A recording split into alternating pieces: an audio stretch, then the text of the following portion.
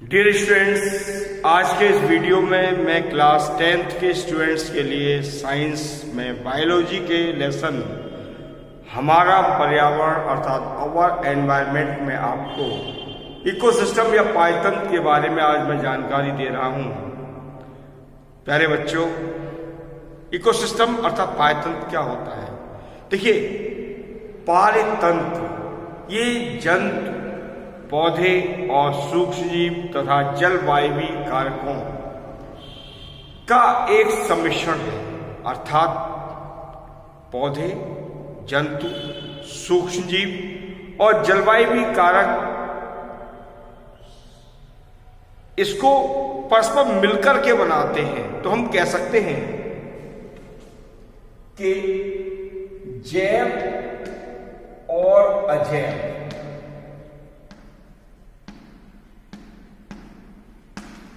घटकों के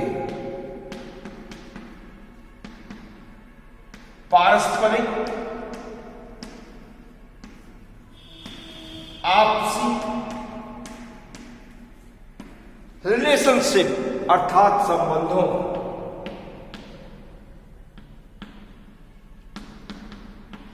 को पारतंत्र कहते हैं। डियर स्टूडेंट्स, ये पायतंत्र प्राय जलीय और स्थलीय दोनों में से कोई से भी प्रकार के हो सकते हैं। जलीय पायतंत्र तालाबी पायतंत्र हो सकता है, समुद्री पायतंत्र हो सकता है, जबकि स्थलीय पायतंत्र वन में या किसी क्रॉपिंग फील्ड अर्थात जहां पर खेती की जाती हो ऐसे मैदानी भाग में भी हो सकता है। पायतंत्र में दो घटकों का समावेश किया गया है। पायतंत्र के घटक अर्थात कंपोनेंट्स ऑफ इकोसिस्टम। किसी भी पायतंत्र की रचना दो प्रकार के घटकों के मिलने से होती है। फर्स्ट जो घटक मैं आपको दे रहा हूं सबसे पहले, यह है जैव घटक, जिसे बायोटिक कंपोनेंट कहते हैं। डियर स्टूडेंट्स, इस बायोटिक कंपोनेंट अर्थात जैव घटक की रचना पौधे, जंतु एवं सूक्ष्म जीव द्वारा होती है।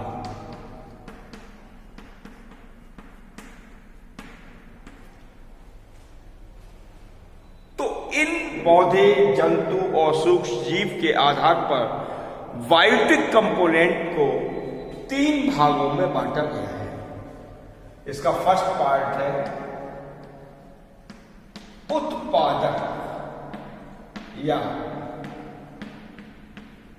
प्रोड्यूसर्स। प्रोड्यूसर्स क्या होते हैं? इसमें हरे पौधे आते हैं।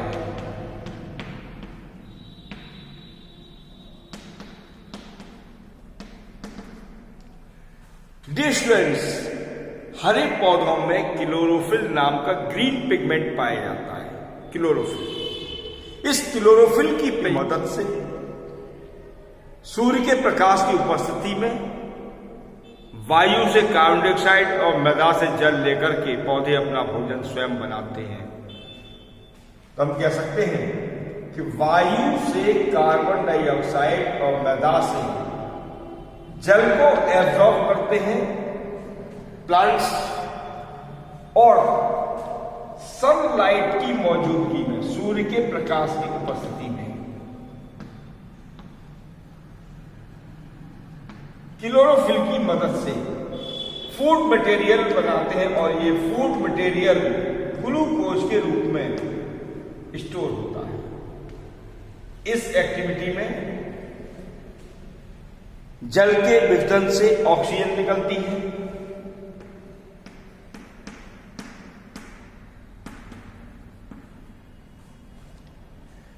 अर्थात स्वपोषी जीव कहलाते हैं पौधे, क्योंकि ये प्रकाश संश्लेषण की क्रिया के द्वारा अपना भोजन स्वयं बना रहे हैं। सूर्य से मिलने वाली ऊर्जा है उसको सीधे कैप्चर कर रहे हैं, सीधे ग्रहण कर रहे हैं और उस ऊर्जा को रासायनिक ऊर्जा में कन्वर्ट करके अपने अंदर स्टोर करते हैं, अपनी जैविक क्रियाओं को चलाते हैं।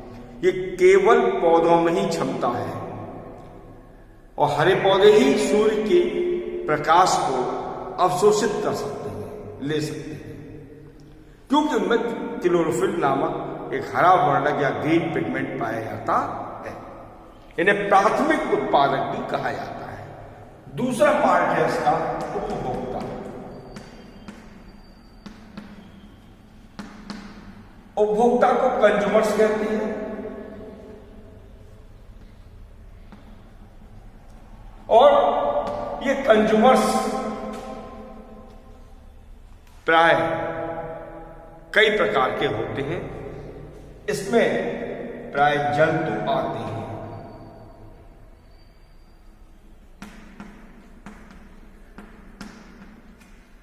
और इन श्रेणी को अर्थात उपभोक्ता को 3 भागों में बांटा गया है। कौन कौन से?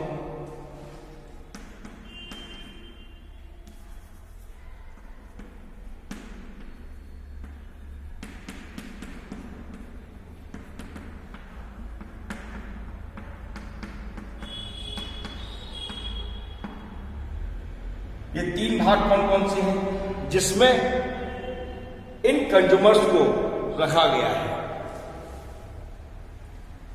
तो सबसे पहला भाग है फर्स्ट ऑर्डर कंज्यूमर्स, अर्थात प्रथम श्रेणी के उपभोक्ता।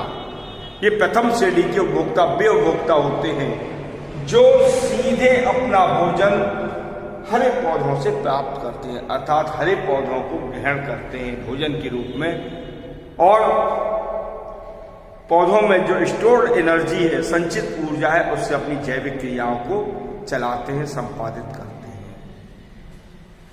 तो इसलिए ये शाकाहारी होते हैं।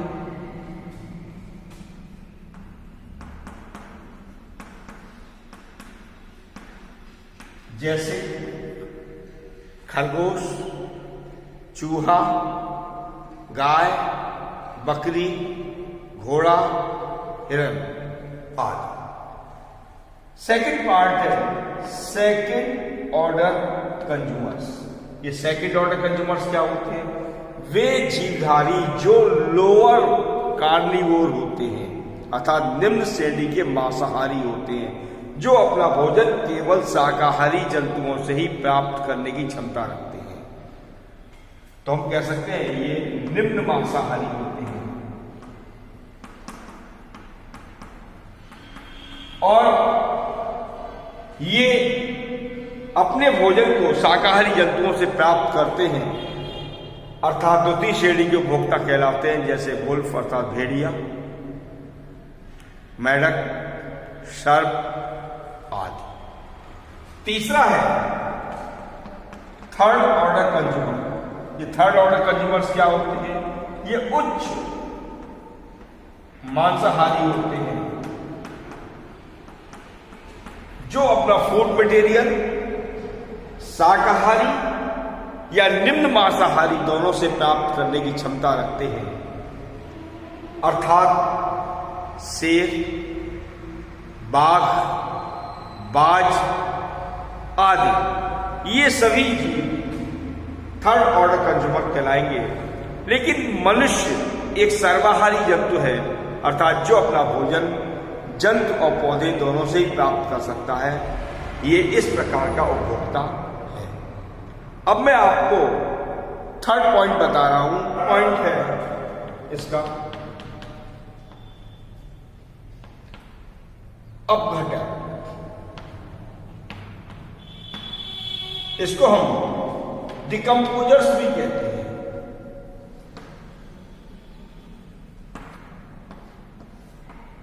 इसके अंतर्गत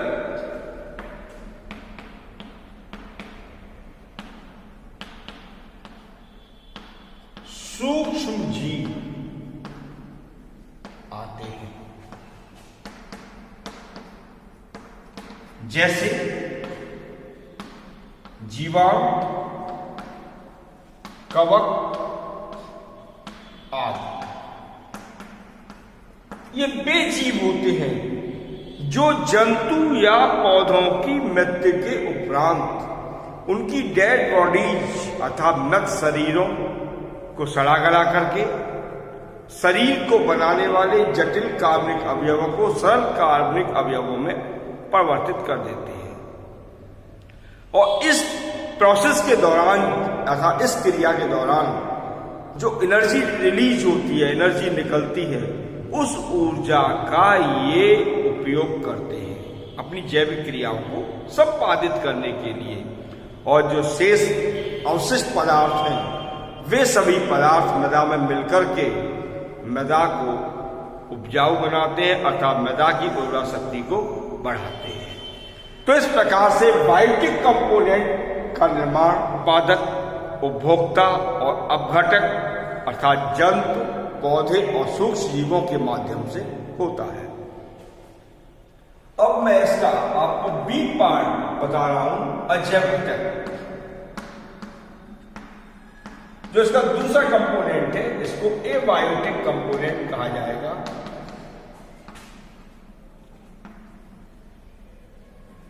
एबायोटिक कंपोनेंट ये वे कंपोनेंट होते हैं जिसमें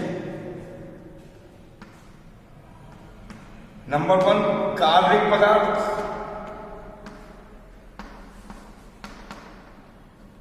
नंबर 2 अकार्बनिक पदार्थ,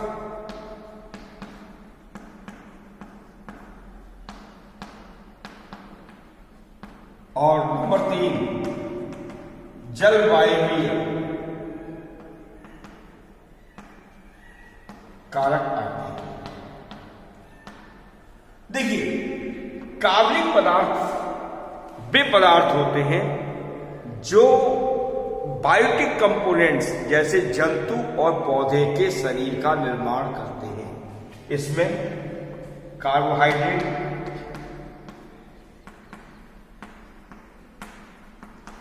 प्रोटीन्स, फैट्स जिसे वसा कहते हैं, एवं अन्य कार्बनिक यौगिक आते हैं। जबकि अकार्बनिक पदार्थों में calcium, sodium, potassium, magnesium, iron, copper आदि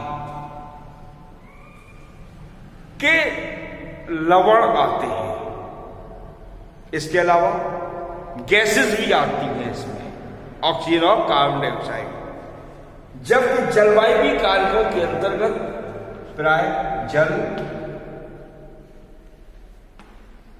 वायु, प्रकाश, ताप